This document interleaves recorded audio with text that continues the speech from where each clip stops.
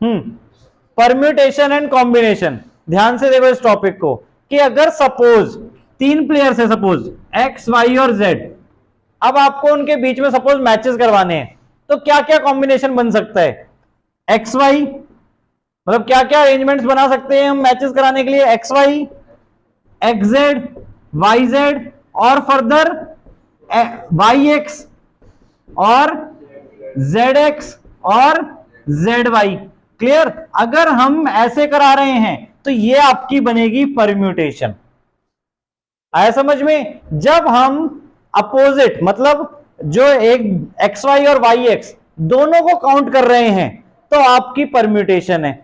अगर हम ये बोल दें कि एक प्लेयर दूसरे प्लेयर के साथ सिर्फ एक मैच खेलेगा, यानी ये तीनों हमें हटाने पड़ेंगे वहां से। आपका सिर्फ, यानी एक प्लेयर दूसरे प्लेयर के साथ सिर्फ एक मैच ही खेल सकता है, यानी उनका जो रिवर्स मैच है वो नहीं होगा। So that is X Y, Y Z और एक्स जेड ही बनेंगे हमारे पास। 3 मैचेस ही हमें कराने पड़ेंगे। तो ये आपका क्या हो गया? कॉम्बिनेशन। आया समझ में? जब हम रिवर्स पॉसिबिलिटी को छोड़ देंगे तब उनको हम कॉम्बिनेशन कहेंगे। और अगर हम सारी पॉसिबिलिटी ले रहे हैं, यानी अगर जैसे सपोज अगर नंबर्स की बात करें 12 और 21 दोनों ही फॉर्म कर सकते हैं, तो ये परम्यूटेशन है। क्लियर? अगर हम अब नंबर्स में बोले ए बी और बी है हमारे पास, दो हैं, इनको हमें एक को ही काउंट करना है, क्लियर, तब हम कॉम्बिनेशन ढूंढेंगे वहां पे। आया समझ में? परम्यूटेशन और कॉम्बिनेशन का मतलब, परम्यूटेशन में आपस में रिवर्स हो सकते हैं, ठीक है, कॉम्बिनेशन में रिवर्स नहीं होगा। क्लियर? परम्यूटेशन के लिए फॉर्मूला क्या है आपका? परम्यूटेशन के लिए हम एनपीआर लिखते हैं। एन का मतलब होता है टोटल नंबर ऑफ पॉसिबल, और आर जितनी प्लेस हमारे पास वहां पर अवेलेबल है। तो फॉर्मूला क्या है? N factorial upon N minus R factorial. अब कॉम्बिनेशन में हमें क्या करना है? कॉम्बिनेशन में हमें रिवर्स वाले काउंट नहीं करने। क्लियर? तो उसके लिए हम क्या करेंगे? NCR formula N factorial upon N minus R factorial.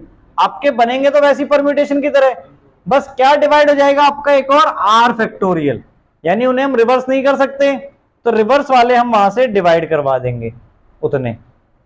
Clear हो गया? सो एनसीआर को फर्दर हम ये भी बोल सकते हैं एनपीआर अपॉन आर फैक्टोरियल।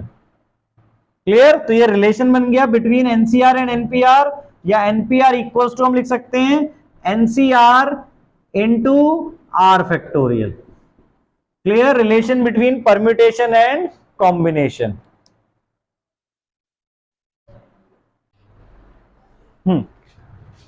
अब एक थ्योरम है, ध्यान से देखो, बहुत इंपॉर्टेंट है आपके कॉम्बिनेशन के लिए, कि एनसीए इक्वल्स अगर एनसीबी है तो आपका यहां पे एन क्या हो जाएगा? A plus B. ठीक है? अगर आपका कोई दो चीज दी हुई है NCA equals to NCB combination में, तब आपका एन किसके इक्वल हो जाएगा? A plus B. और फर्दर एनसी वन अगर आप देख रहे हो तो ये इक्वल आएगा एनसी एन माइनस वन की, एंड ऐसे ही फर्दर। अब एनसी टू अगर हम यहां लिखेंगे तो यहां क्या हो जाएगा? NC N minus two. Clear हो गया? यही चीज आप इवन इसमें भी अप्लाई करके देख सकते हो। देखो इन दोनों का सम करेंगे तो क्या आना चाहिए? 1 प्लस एन माइनस वन। क्या आना चाहिए इसके अकॉर्डिंग? इक्वल्स टू एन आना चाहिए। तो देखो आ रहा है इसका सम 1 एन, एन के इक्वल। क्लियर? तो इसलिए इसी से आपका ये फॉर्मूला बना है कि एनसीए इक्वल्स टू एनसीबी अगर है तो वहां पर हम क्या बोल सकते हैं? आपका जो एन है वो किसके इक्वल होगा? ए प्लस बी के। क्लियर? एक और थ्योरम फर्दर आपकी, NCR plus NCR minus one अगर हो रहा है, ठीक है, तो ये इक्वल होगा किसके? N plus one into C R के। ये ध्यान से आपको याद रखनी है थ्योरम।